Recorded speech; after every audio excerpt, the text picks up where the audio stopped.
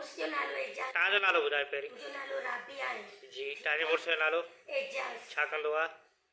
गाॾी हलाईंदो, पहिरीं गदा गाॾी हलाईंदो। जी जी, छा मसइलो आहे? पोइ कम सां वेही रहियो, ठीकु आहे। मूंखे 5 साल थिया आहिनि, मूंखे ख़र्चो कोन ॾिनो, घरां कुटी मूंखे कढी छॾियो आहे। मुंहिंजे ॿारनि खे पिनाईंदा, चवंदा पिनी अचो पोइ असांजी घर जी पूरी थिए, पाण घर में लेटो पियो आहे। मूंखे चवंदो प्राइवेट कमु कर, घर में पूरी थींदी, ठीकु आहे। मूंखे प्राइवेट कम जो चवंदो, पोइ मजबूरी मां उतां निकिती आहियां। हींअर पुलिस ते वई आहियां, पुलिस बि असांजो नथी ॿुधे। असां ॿुधाए केॾांहुं वञूं? असांजो मुंहिंजे ॿारनि सां सलूक थी करे, मूं हीअं नंढड़ो छॾे आई आहियां। असांजे मथां चवनि पिया तव्हां नंढड़ो कोन छॾे आहियो। नालो छा आहे? शाहजहान। उमिरि घणी अथसि? उमिरि 8 साल अथई मुंहिंजे पुट जी। कॾहिं छॾे आयोसि? अॼु छॾे आहियां। अच्छा। जी हाँ, मुंहिंजे पुट खे लिकाए छॾियो। मुंहिंजे पुट खे कुझु बि थियो नी, सभु ज़िम्मेदार खिपरे वारा। नुकुर जी ज़ात आहे। एजाज पीउ जो नालो आहे ऐं चाचे जो नालो आरिफ अथई।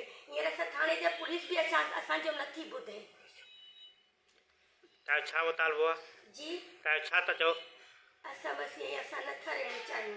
असां सां जाम ज़ुल्म करे चुका आहिनि। मूंखे चवंदा प्राइवेट कमु कर, मुंहिंजी पूरी कर।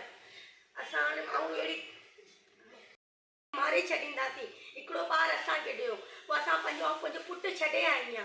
मुंहिंजो पुटु हाणे लिकाए छॾियो आहे। सुभाणे मुंहिंजे पुट खे कुझु बि थियो नी, सभु ज़िम्मेदारी अली रज़ा वारा आहिनि। खिपरे में वेठा आहिनि, छोटी शाख वटि मीरपुर हिननि जो घरु आहे। ओ जोपुर रोड, उते हिननि जो घरु आहे। तव्हांजो मुड़ुस किथे थो रहे? किथे जो आहे? खिपरे जो आहे। ठीकु आहे।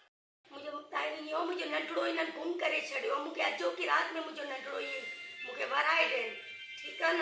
ऐं कुझु बि नथी ॿुधाए, मुंहिंजो कानून बि कोन पियो ॿुधे, ठीकु आहे न। मुंहिंजो नंढड़ो मूंखे वापसि वराए ॾियनि। हिननि मूंखे चयो नंढड़ो मुंहिंजो गुम करे छॾियो आहे, हिननि अलाए किथे। नालो छा आहे? छा थो लॻे तव्हांजो? चाचो लॻे मुंहिंजो। छा थो चए? वो चए मथा टिपी ऐं तोखे घुटो ॾेई मारे खणी वञे सॼो। छो? अलाए छो, मूंखे ज़ुल्म जाम बिले में पिनाईंदा आहिनि। तो अटो वठी आ, घी वठी आ। अच्छा। हाँ, पीउ घर में माज़ूर थियो वेठो आहे। मूंखे चवंदा 2 नंबर प्राइवेट कमु कर।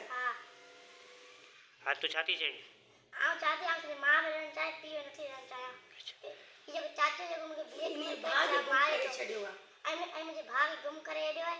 मूंखे अॼु जी तारीख़ में भाउ खपे। ठीकु आहे।